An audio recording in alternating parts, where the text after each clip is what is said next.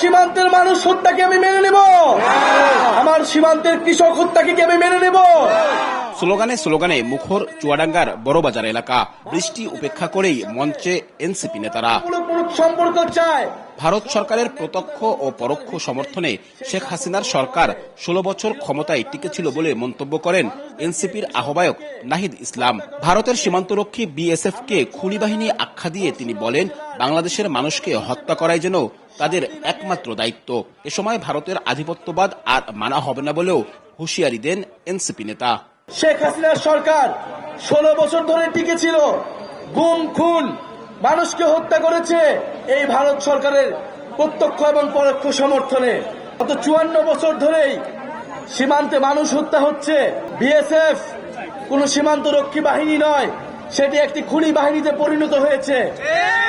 বাংলাদেশের মানুষকে খুন করাই যেন তার একমাত্র দায়িত্ব। শেখ হাসিনাকে আশ্রয় দেওয়ায় ইতিহাসের কাছে দায়বদ্ধ থাকতে হবে ভারত সরকারকে।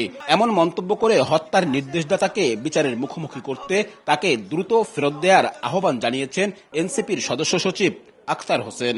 যে শেখ হাসিনা বাংলাদেশের মানুষকে সরাসরি হত্যা করার নির্দেশ দিল, সেই শেখ হাসিনাকে বর্তমান ভারত সরকার আশ্রয় দিয়ে রেখেছে।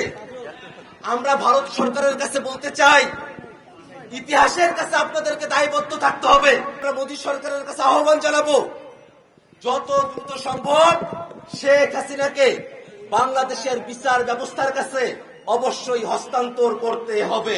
চুয়াডাঙ্গা থেকে ঝিনাইদহে পথসভার মধ্য দিয়ে শেষ হবে জাতীয় নাগরিক পার্টির দেশ গড়তে 9ম দিনের জুলাই পদযাত্রা। বৃহস্পতিবার খুলনা বিভাগের মাগুরা ও নড়াইলের একাধিক স্থানে পথসভা করার কথা রয়েছে দলটির। আব্দুল্লাহ আল মামুন রুবেল, সময় সংবাদ। সবার পিছনে গাড়ি থাকবে।